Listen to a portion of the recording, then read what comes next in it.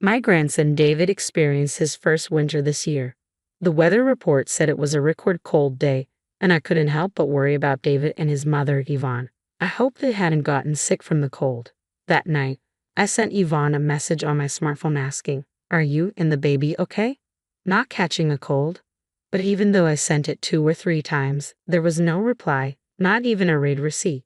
She's always been so responsible, so I hoped she wasn't overdoing it. After waiting another hour, I tried calling, but there was no answer.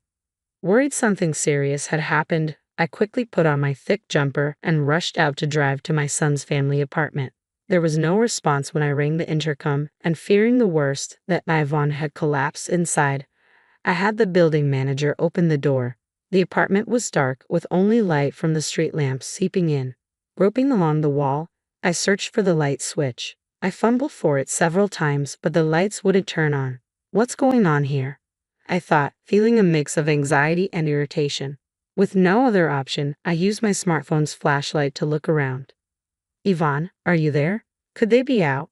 Just as I was about to leave, I thought I heard a baby's cry from the bedroom. "Yvonne, are you there?" I quickly headed to the bedroom. There, I found Yvonne shivering from the cold but desperately wrapping newborn David in a sheet to keep him warm. What happened? To my shock, Yvonne's once long and proud black hair was now chopped off, almost completely shaved. "This is terrible. What happened here?" "My name is Mary Smith. I'm 61 years old. I've worked as a hairstylist for many years, running a salon out of my home. Chatting casually with my regulars during their appointments has always been the highlight of my day. The salon was originally started by my husband and me. However, he passed away from cancer when he was young, not long after our son Harry was born. Despite the challenges, I raised Harry on my own, but Harry didn't make it easy. He often skipped school and got into trouble when he did attend. After graduating high school, he didn't continue his education, instead spent his days hanging out in town. I often wondered if he felt inferior because he didn't have a father around or if I wasn't a good enough mother. I always worried about Harry's future but never found an answer. So when Harry suddenly said one day, "I want to be a hairstylist," I was so surprised I pinched my cheek, thinking I was dreaming. "What's gotten into you?" I asked. "Hairstylists are popular with the ladies, right?" Harry replied with a smirk. "I guess kids do grow up watching their parents, huh?" Regardless of the reason, I decided to take a positive view of my son showing interest in his future for the first time. Harry successfully graduated from cosmetology school and started working as an apprentice at a senior salon. That's where he met Yvonne, who would later become his wife. Harry was smitten with her at first sight, and after a strong pursuit, he announced to me with a confident smile, "I've decided to marry this girl," introducing me to Yvonne. "Nice to meet you. I'm Yvonne. You were a hairstylist too, right? I look forward to learning from you." Yvonne, with her long black hair and bright smile, was a wonderful woman. "I look forward to that," I replied, instantly liking her. A year after their marriage, Harry expressed his desire to start his own salon. Though he hadn't been an apprentice for long, he seemed to have gained a lot of confidence as a hairstylist. "I want to have my own place and prove my skills." Honestly, I was a bit worried. I knew from my experience that it's not easy for a newcomer to make it on their own in this industry, but I couldn't ignore the earnest look in Harry's eyes as he talked about his dream. "How much do you have saved up?" I asked. He showed me his bank book with a troubled look and a sigh. Despite having a steady income, he was spending just as much as he earned. With this pattern, he was far from having enough to start his own business. Harry had been squandering most of his earnings on leisure. Perhaps I should have advised him to give up then, but I smiled and said, "Don't worry about the money." Indulging him was maybe my way of making up for the loneliness he felt growing up without a father. Truth be told, I hadn't touched the life insurance money left by my late husband. "It's for Harry. You forgive me, right?" I whispered to my husband's portrait. One of my regulars was knowledgeable in real estate, so I consulted with her. "That place would be perfect," she said. It was a property that had been used as a barber shop until half a year ago, but the owner had retired due to old age. The location wasn't bad, and she thought it might be just right for Harry's new start. During the renovation, one of my regulars said, "Use my husband. He just lazes around the house on his days off anyway." Another chimed in, "My son's studying architecture in college and is home for the summer break. He can help out too, get some hands-on experience." Thanks to their help, the construction went smoothly. Once we got the health department's approval, the salon opened in no time. I never imagined I could set up my own business so quickly. You should thank everyone. It's not something you could have done alone. I know. I'm grateful to you, Mom, Harry said. Then I handed Harry the bank book containing the remainder of his father's inheritance. The purchase and renovation costs were lower than expected, so there was still more than half left. This is a gift from your father to you. Use it wisely for business expenses and don't you dare waste it. Yeah, I'm not a kid. I get it, Harry said, chuckling in annoyance. Don't worry, I'll keep a close eye on Harry to make sure he doesn't spend the money foolishly, Yvonne said with a bright smile. Her words made me laugh. With Yvonne's help, I didn't need to worry about interfering any further. I optimistically decided to watch over their business from a distance. But soon, I realized my optimism was misplaced. Yvonne occasionally visited my salon to update me on their progress, and each time her expression grew more somber. 3 months after Harry's salon opened, she confided, "Harry's not putting his heart into the work." What? Harry, why? He was so enthusiastic at first. Sure, he thought his skills would bring in customers, but within a month, he stopped smiling and began treating customers coldly. As a result, our reputation has plummeted and customers have stopped coming. I couldn't believe what I was hearing. Harry had wanted his own salon so badly. What had changed in such a short time? Harry thought that being a good hairstylist was all it took, but running a salon is more than that. Yvonne sighed. She was right. Business doesn't work on the quality of your work alone. Customer service plays a huge role in success. It seemed Harry was missing that fundamental understanding. So, what's Harry doing now? I asked. He's frustrated about the lack of customers and spends his days drinking. If he doesn't get his act together, we'll lose even more clients. Right now, I'm handling the customers we do have, but if our reputation keeps dropping, the business will only get worse, Yvonne explained, looking like she was on the verge of tears. I felt the same way. All right, I'll have a serious talk with him next time I see him. Thank you so much, Yvonne said, bowing deeply before brushing back her long black hair. Your hair is always so stunning, I commented, trying to lighten the mood. I started growing it out in middle school, she said proudly. Being that long, any particular reason? Are you familiar with hair donation? Yvonne looked at me earnestly. Hair donation. I think I heard about it at a hairstylist's meeting, but I don't know much about it. Yvonne's eyes sparkled as she explained, it's about making wigs from real hair for children who've lost their hair due to congenital diseases, illness, or accidents. I've been growing my hair to donate to organizations involved in this. Isn't it wonderful to be able to help someone? I read an article about an actress who was doing it and thought maybe I could do that too. Wow, that's really admirable, especially for someone as young as you, I said, overwhelmed by Yvonne's passion. 6 months into her marriage with Harry, Yvonne got pregnant. She's always been so conscientious, always pushing herself too hard. When I'm not looking, Yvonne, this is the most crucial time. You really shouldn't overdo it, I repeatedly warned her. She'd just lightly laugh and say, don't worry, I'm taking it easy, consulting with the baby in my belly. But in reality, Yvonne worked at the salon right up until the last month of her pregnancy, supporting the family while Harry's attitude worsened. Every time Yvonne updated me, I felt my own shortcomings as a mother. One day, I finished work early and decided to check on their salon. I ran into Harry just as he was about to leave. Where are you going?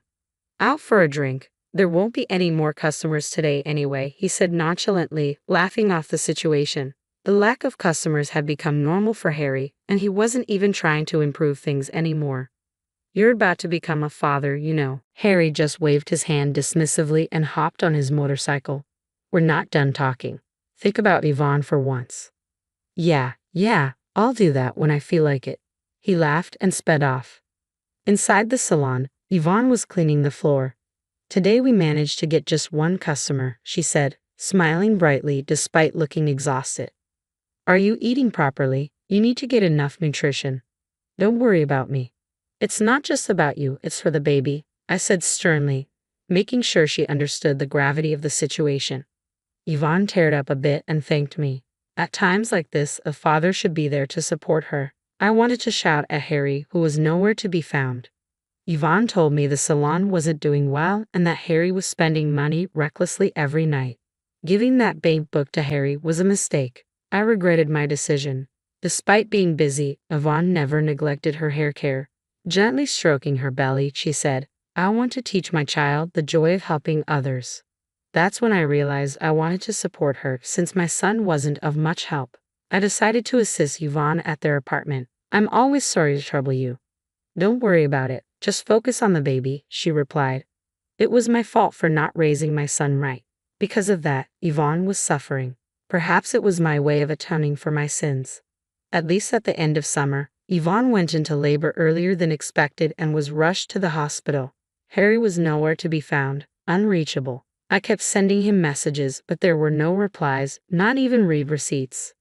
What on earth is he doing at a time like this? Yvonne's parents had passed away, so I was the only one who could be there for her.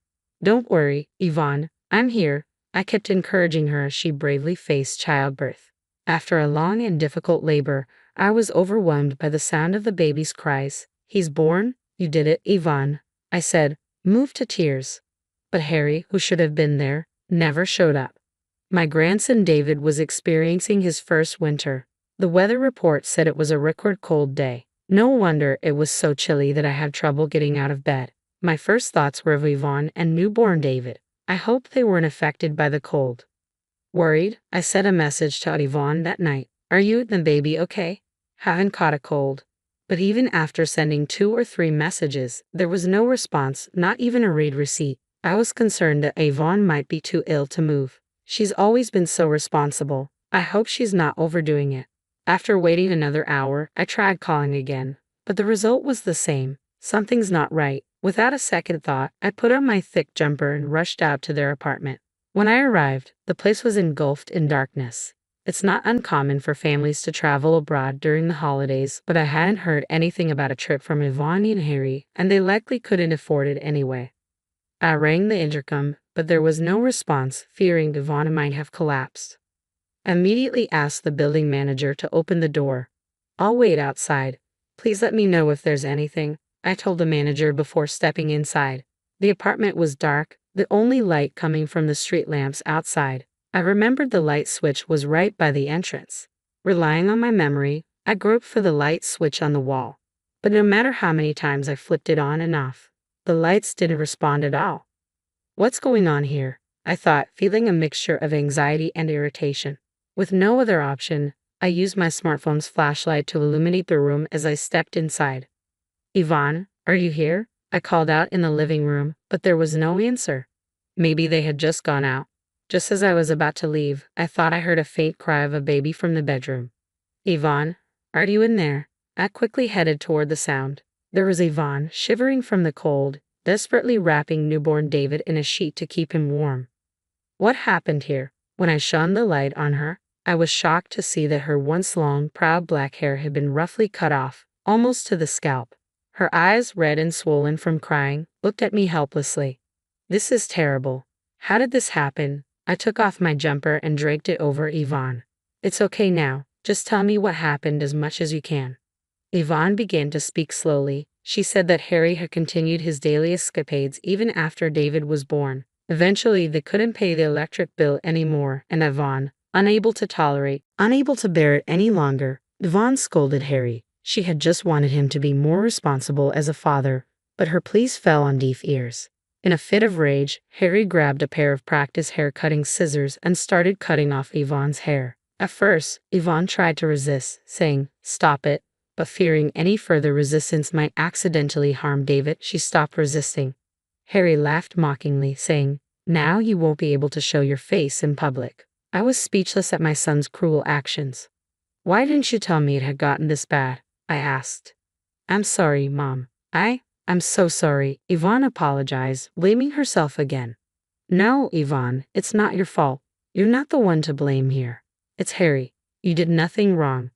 I knew Yvonne hadn't confided in me because she didn't want to worry me.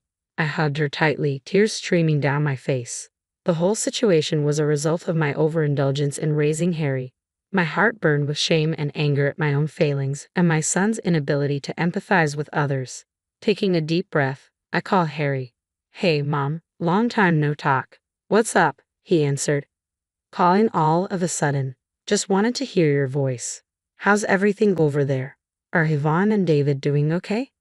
Of course, everyone's fine and doing well. I've been calling home, but no one's picking up. Where are you now? There was a brief pause in his voice, as if he was concocting an excuse. Actually, we're a family of 3 in Hawaii. We'll be back next week. Hawaii, huh? That sounds nice, I responded, though I knew he was blatantly lying to me. What had I been doing all these years, taking care of Harry after losing my husband at a young age? I worked nonstop as a hairstylist. It was all to raise Harry into a respectable person. When he expressed a desire to become an independent hairstylist, I fulfilled his wish without hesitation. Yet Harry carelessly squandered the inheritance his father left, using it for his own pleasures and even mistreating his wife and child. My expectations for Harry turned into profound disappointment. What would you like as a souvenir? I'll bring you something nice, Harry asked. Anything's fine. You're coming back next week, right? Safe and sound, I replied. Hey, Mom, you sound a bit off. Is something wrong? Harry seemed to sense something, but I ended the call without responding. I informed the building manager waiting outside of my plans and decided to take Ivani and David back to my house. Then I started making calls to every place I could think of.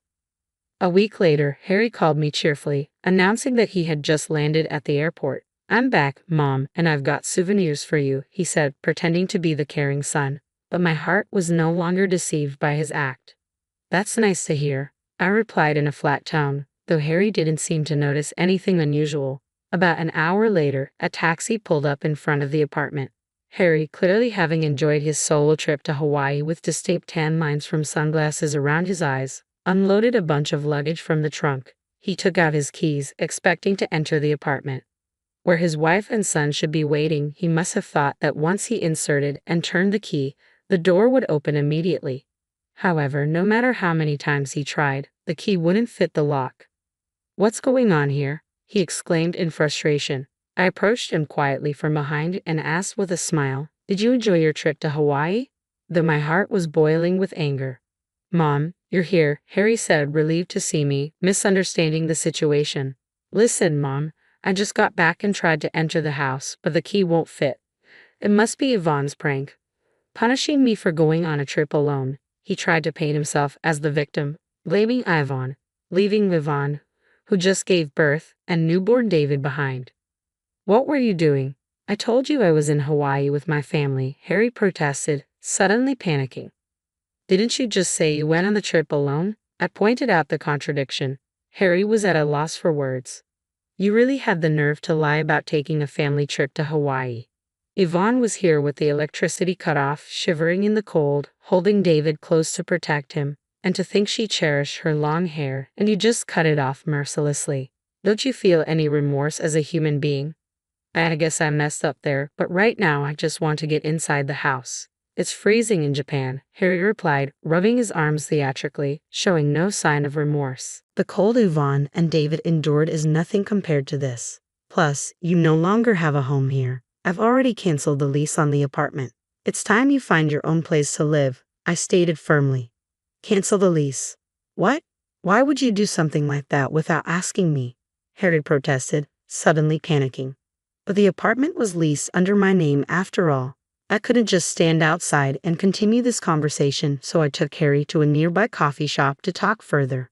Harry sipped his coffee silently, probably not even tasting it. He kept glancing between me and his coffee with a pale face. You were so strapped for cash that you couldn't pay the electric bill. Did you manage to go to Hawaii? I said, watching Harry grimace. Finally, he began to spill his selfish reasoning. He admitted that right from the start of his business, he was showing off to friends and women he picked up at the salon, spending his father's inheritance on his antics.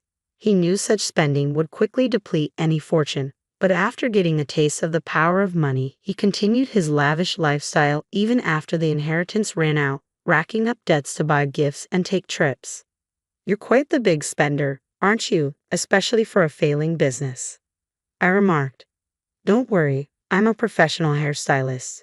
Once I get serious clients, they will come flooding in, and I'll be able to support my family, Harry replied with unfounded confidence. I looked at him coldly. Your salon? I've already sold it, all the equipment too. It's too late to get anything back. I shattered his baseless confidence. That's a lie. Why would you do something like that? Harry's face turned red as he slammed his hand on the table.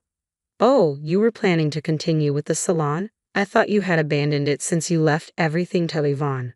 Besides, I bought the building and land in my name. You have no right to complain now, I retorted. But I was just trying to attract customers. I had it all planned out. Harry's eyes looked like those of a child about to burst into tears.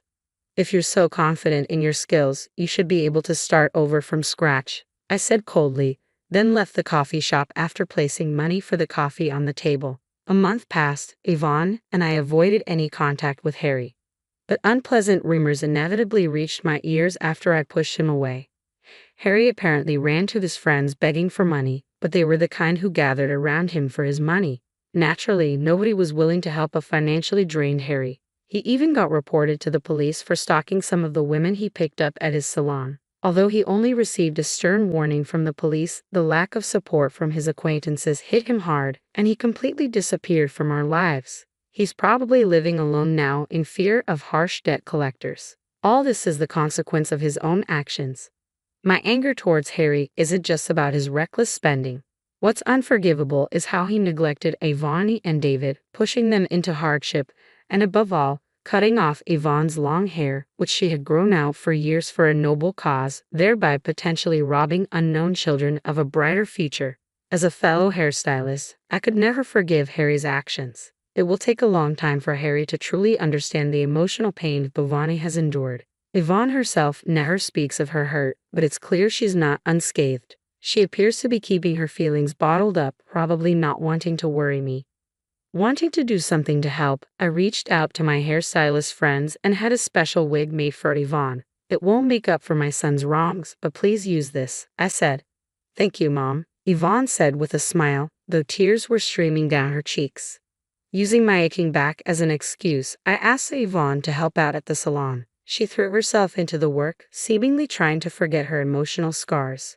Hello, David, a regular greeted, and David in his cradle burst into giggles.